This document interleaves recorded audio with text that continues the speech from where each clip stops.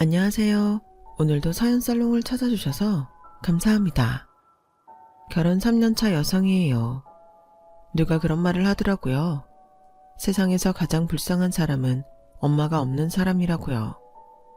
모르긴 해도 저만큼 그 말을 뼈저리게 실감한 사람도 없을 거예요.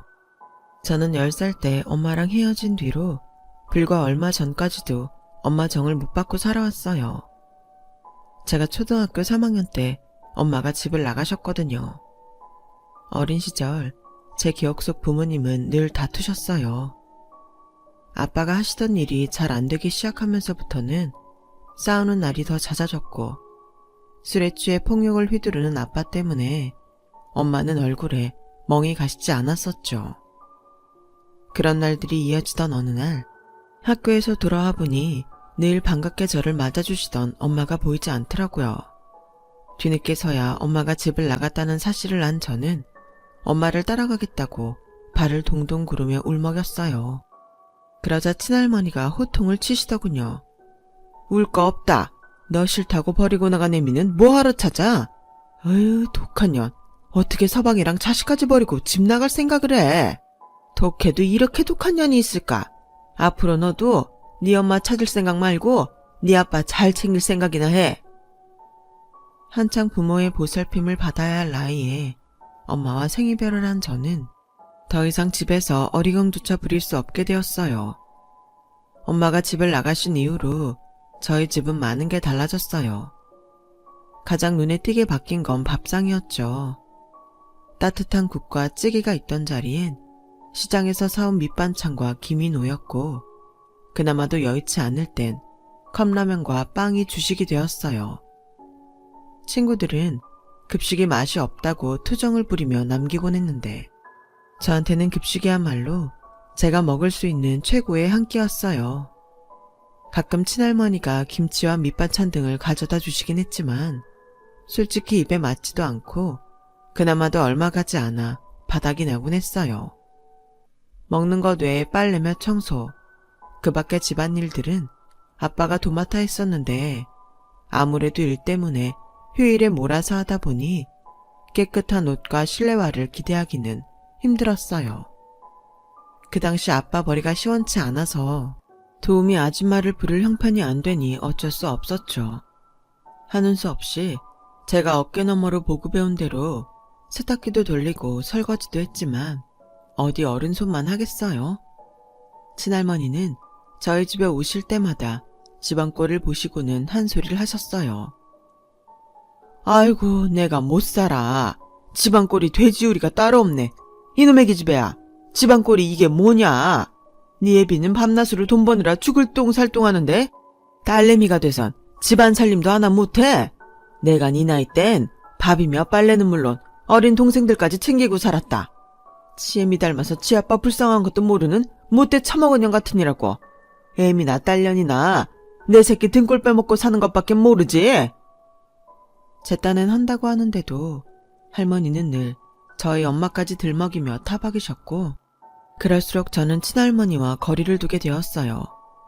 다행히 얼마 뒤 아빠가 하는 일이 나아져서 벌이가 전보다 좋아지자 도우미 아주머니를 부르게 되었고, 먹는 것도 전보다 나아지게 됐어요. 친할머니도 전보다 덜 찾아오셨고요. 그렇게 시간은 지나 제가 초등학교 5학년이던 어느 날 아빠가 평소와 달리 일찍 집에 돌아오셨더라고요.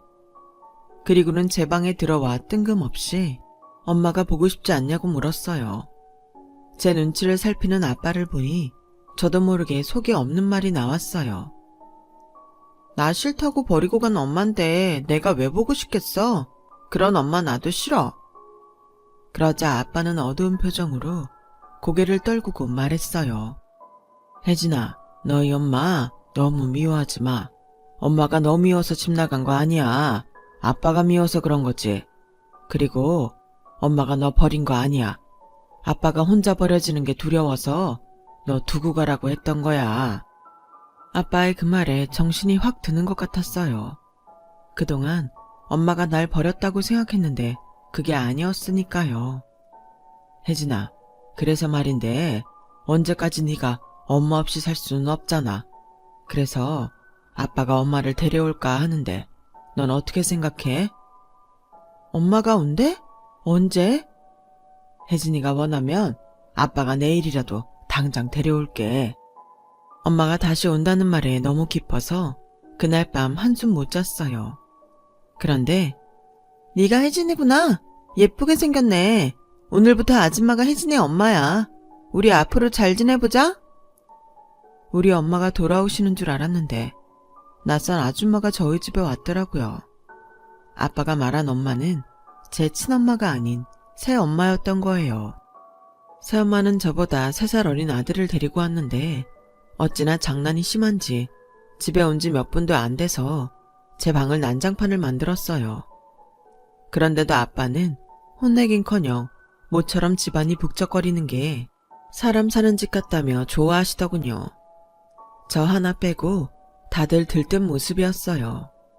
누가 봐도 다정한 가족의 모습이었죠. 그럴수록 저는 더 외로웠어요. 아빠는 몰랐겠지만 새엄마는 그리 좋은 사람이 아니었거든요. 아빠 앞에선 제게 방긋방긋 웃어주던 새엄마는 아빠가 없으면 웃음기 하나 없이 싸늘한 얼굴로 변했어요.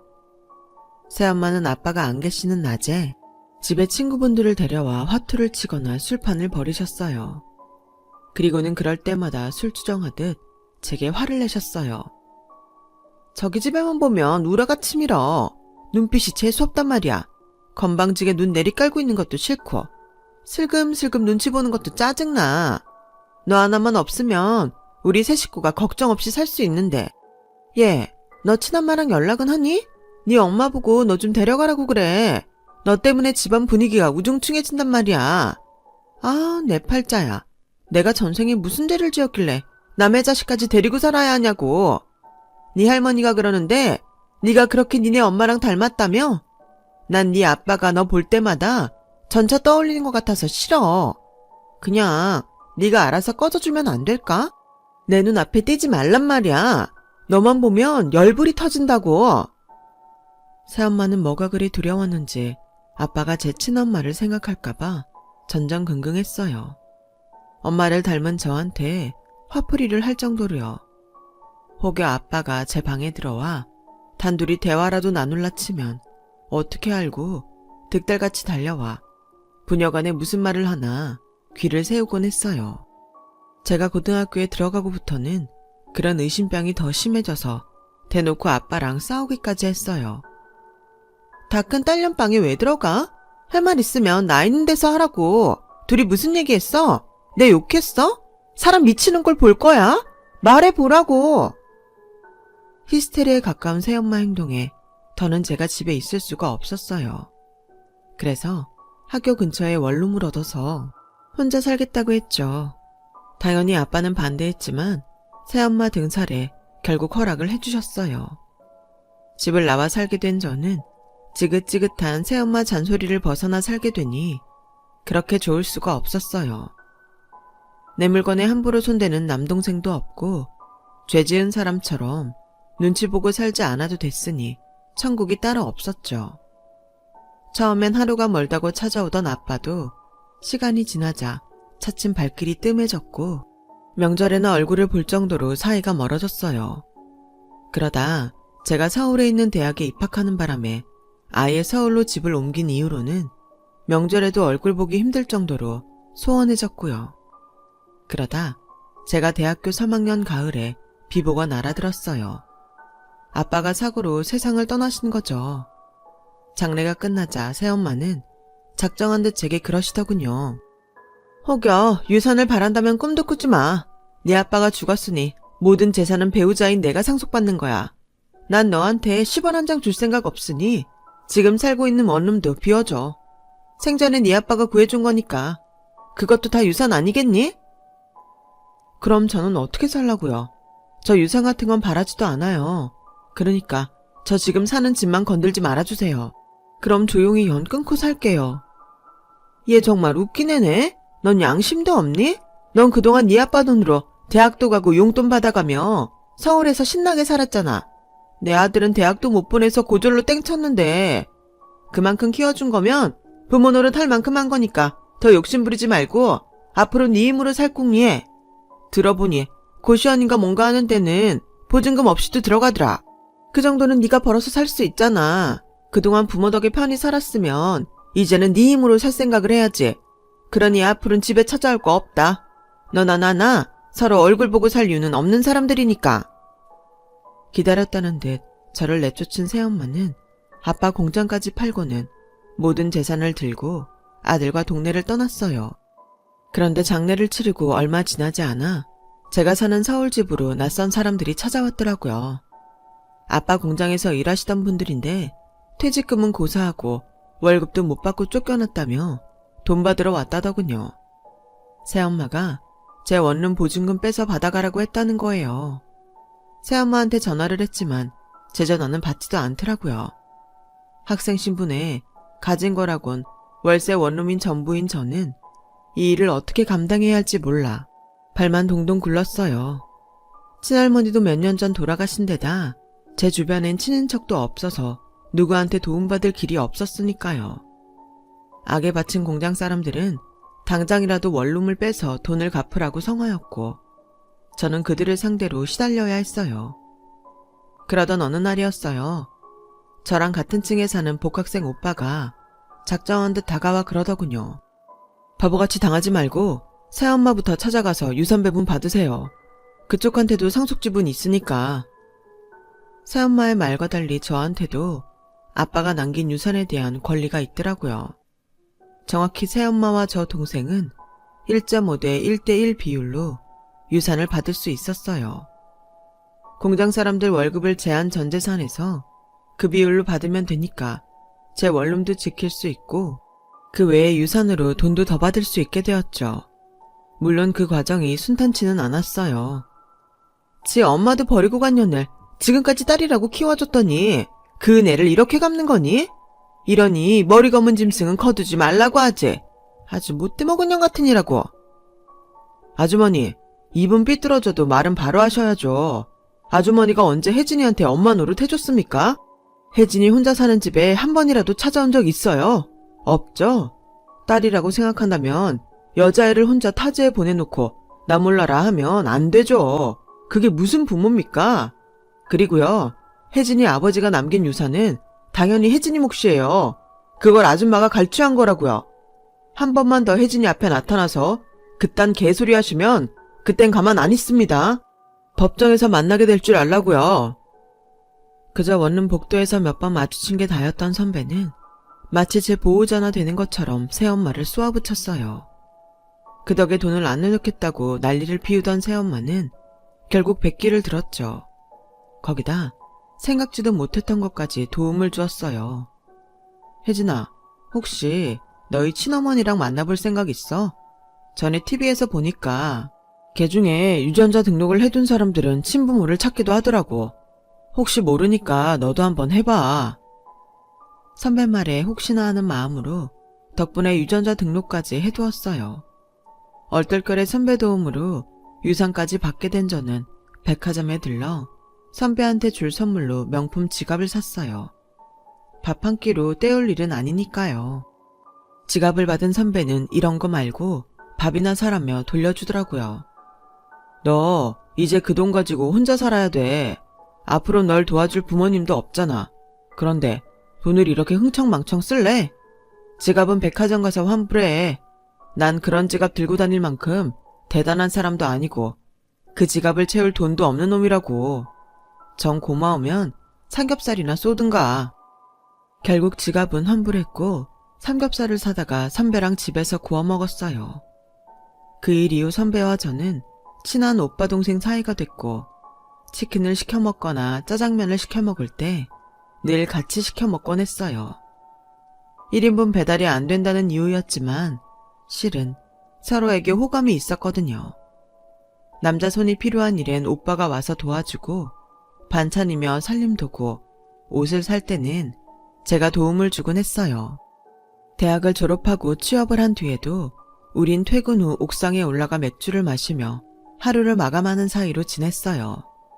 누가 봐도 우리는 연인처럼 보였지만 정작 우리는 우리가 사귀고 있다는 생각을 해본 적이 없었어요.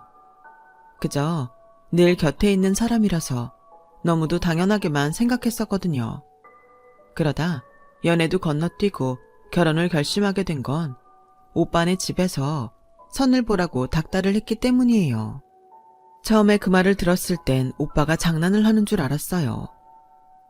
요즘 세상에 선 봐서 결혼하는 사람이 어딨냐. 거짓말을 하려면 제대로 해. 애가 모르는 소리 하고 있네. 광고에도 나오잖아. 커플 매칭 회사들 말이야.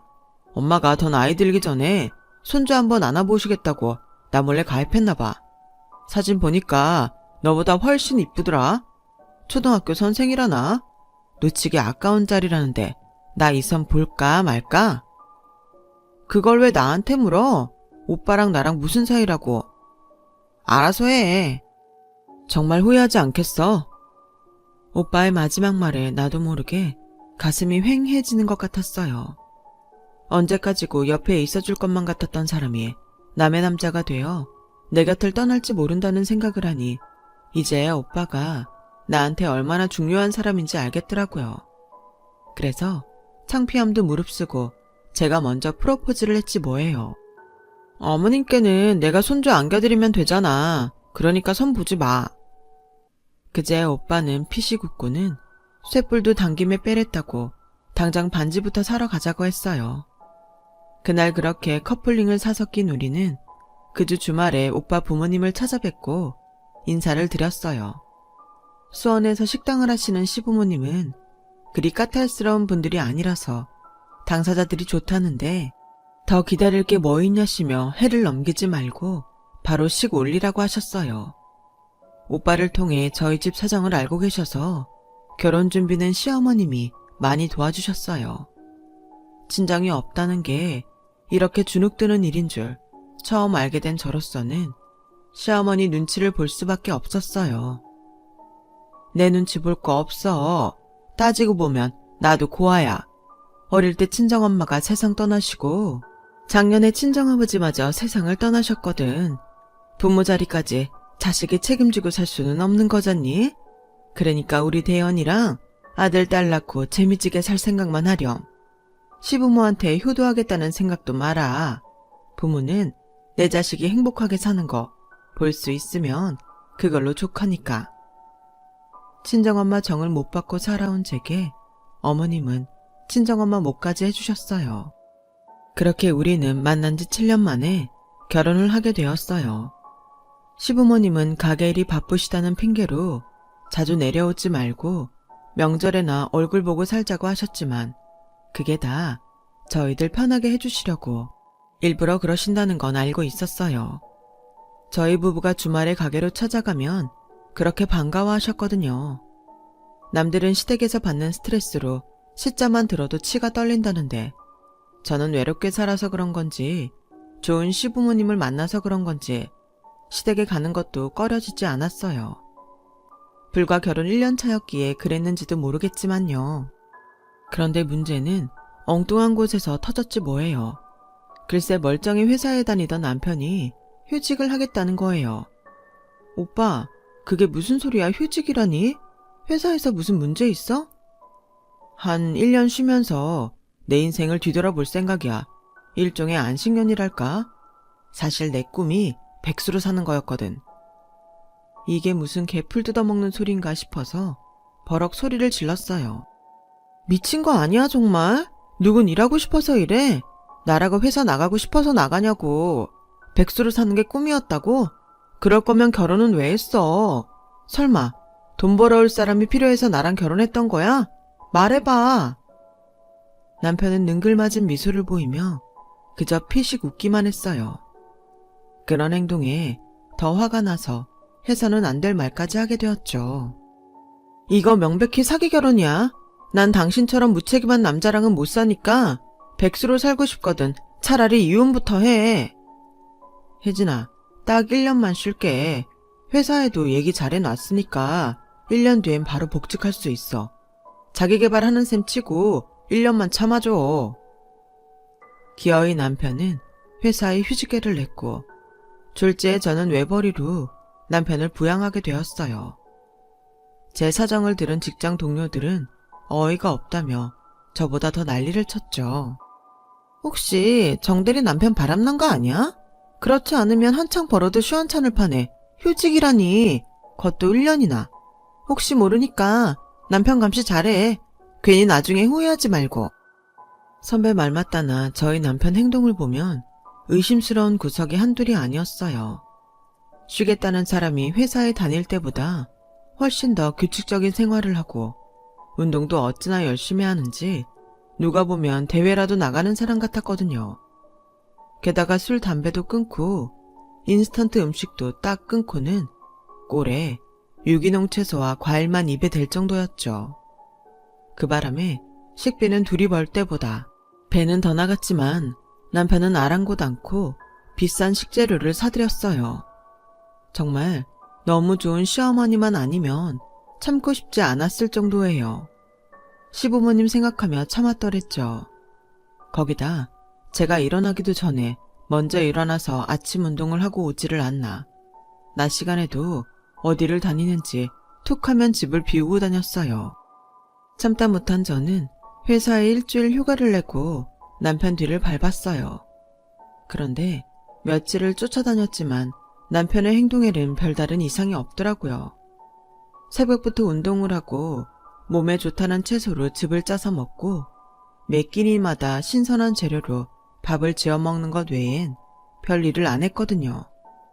단지 의심스러운 게 있다면 낮 시간에 잠깐씩 병원에 들리곤 했는데 딱히 진료를 받으러 가는 것 같지는 않고 누군가 병문안을 가는 것 같았어요. 그래서 5일째 되는 날 남편이 병원에서 나오는 걸 확인하곤 병원에 들어가 남편의 행적을 쫓았어요. 그랬더니 남편이 드나들던 병실에서 간병인 아주머니가 나오더라고요. 아, 사위분 찾아오셨구나. 사위라뇨? 누구 사위요? 누구긴 1103호 아주머니 사위지. 요 앞에 빵집에 갔으니까 조금 있으면 올 거예요. 들어가서 기다려요. 그 말에 다리에 힘이 빠져서 한참을 벽을 짚고 서 있었어요. 남편이 나 몰래 두 집 살림을 하고 있다는 확신이 들었거든요. 그리고는 용기를 내서 1103호 병실로 들어갔어요. 2인실 병실 침상엔 젊은 여자 환자랑 중년 여성이 나란히 누워 있었어요. 간병인 아주머니가 사위라고 했으니 젊은 환자는 아닐 테고 중년 여성이 남편이 찾는 사람일 거란 생각에 곁으로 다가갔어요. 그런데 얼굴이 많이 낯익더라고요. 그래서 이름표를 봤더니 세상에 오정숙, 제 친엄마 이름이었어요. 제 발소리 때문에 잠에서 깼는지 중년 여성이 눈을 떴어요. 그리곤 제 얼굴을 살피더니 울먹이는 목소리로 제 이름을 부르더라고요. 혜진아. 20년이 흘렀지만 엄마 목소리는 예전 그대로였어요. 엄마는 눈물이 그렁한 눈으로 저를 바라보고 계셨지만 저는 선뜻 다가가지 못했어요. 그때까지만 해도 나를 버리고 떠난 엄마를 용서할 수 없었거든요. 엄마도 독을 쓰고 서 있는 제 표정을 보시더니 아무 말도 하지 못했어요. 그저 눈물만 뚝뚝 흘릴 뿐이었죠. 그때 빵집 봉투를 손에 들고 병실로 돌아온 남편은 저를 보고는 놀라서 뒷걸음질을 쳤어요. 그런 남편한테 다그치듯 물었죠. 오빠, 어떻게 된 거야? 오빠가 왜 이 사람이랑 같이 있어? 왜 오빠가 이 사람 사위 노릇을 하고 있었냐고? 혜진아, 화내지 말고 내 말 좀 들어봐. 내가 다 설명해 줄게. 더 들을 거 없어. 내가 지금껏 어떻게 살았는데 자식 버리고 나가선 한 번도 안 찾아온 사람이야. 날 찾고 싶었다면 유전자 등록 정도는 했을 거야. 근데 안 했더라. 그래놓고 이제 와서 무슨 엄마야. 병들고 나니까 보살펴줄 자식이 필요한 거라면 난 사양할래. 엄마도 날 버렸는데 나라고 엄마 못 버리란 법 있어? 그러니까 오빠도 더는 이 사람 만나지 마. 그런 거 아니야. 너 데려가시려고 몇 번이나 너희 집에 가셨었대. 장인어른께서 널 안 보내신 거야. 그건 너도 알고 있잖아. 너 혼자 서울에 있다는 걸 알게 되셨을 때는 이미 몸이 많이 안 좋아지셔서 어쩔 수 없었던 거라고. 남편은 저도 알지 못하는 제 친엄마의 근황을 제게 들려주었어요. 결혼을 앞두고 업체에 의뢰해 엄마를 찾아주려 했던 남편은 몇 달 전에서야 엄마 소식을 알게 되었다고 했어요. 엄마는 혼자 살면서 몸을 제대로 챙기지 않은 탓에 간이 안 좋아졌고 결국 몇 해 전부터 간경화가 심해져서 이식 외엔 방법이 없는 상태가 됐어요. 이런 몸으로 이제 겨우 행복하게 사는 딸 앞에 나타날 수 없다고 하자 저희 엄마한테 간이식을 해주려고 제 남편이 휴직을 하기로 한 거였죠. 이식 수여자 몸 상태가 좋아야 수술 성공률이 높다며 술, 담배도 끊고 유기농 채소에 몸에 좋은 음식만 입에 대며 운동을 해왔던 거예요. 엄마 없는 서름을 당하며 살아온 제게 친엄마를 만나게 해주려고요. 그 말을 듣고 나니 하염없이 눈물이 흘렀어요. 결국 남편을 끌어안고 오열했지 뭐예요. 남편한테 너무 고맙고 미안한 마음에 눈물이 쉬 멈추지 않았어요. 이런 사람한테 이혼까지 요구했던 제가 너무 한심하고 창피하더라고요. 몰랐으면 모를까 알게 된 이상 남편이 간이식을 하게 놔둘 수는 없었어요. 아무래도 딸인 제 간이 엄마한테 더 적합할 거란 생각도 들었고요. 그래서 남편을 회사에 복직시키고 제가 회사에 사표를 냈어요. 휴직을 하고 싶었지만 회사 사정상 육아휴직이 아닌 이상 긴 휴가는 불가능하다고 해서요. 얼마 뒤 엄마의 간이식 수술은 무사히 끝났고 이제는 저도 엄마도 건강히 잘 지내고 있어요. 남편은 그동안 떨어져 산 우리 모녀를 위해 저희 엄마와 함께 살자고 해줘서 지금은 전보다 큰 집으로 이사해서 엄마랑 같이 살고 있어요. 20년 만에 엄마 없는 서름을 벗게 된 저는 현재 첫 아이를 임신 중이에요. 아직 출산까지는 한 달도 더 남았는데 저희 엄마는 벌써부터 산후조리에 필요한 물품을 챙기고 계세요. 결혼식장에는 홀로 들여보냈지만 분만실엔 꼭 함께 들어가서 제 손을 꼭 잡아주시겠다나요? 첫 출산을 앞두고 많이 떨리긴 하지만 든든한 남편의 시어머니, 친정엄마까지 곁에 있으니 두려울 것도 없네요. 이제는 앞으로 태어날 우리 아기와 함께 엄마이자 아내, 그리고 저를 아껴주는 시엄마와 친정엄마, 두 엄마의 딸 노릇도 제대로 하며 살아볼 생각입니다. 지금까지 제 사연을 들어주셔서 감사드려요. 들어주신 모든 분들 건강하시고 하루하루 행복하세요. 여러분, 사연 댓글에 응원과 현명한 조언 부탁드려요. 좋아요와 구독은 저에게 큰 힘이 됩니다. 오늘도 좋은 일 가득하세요.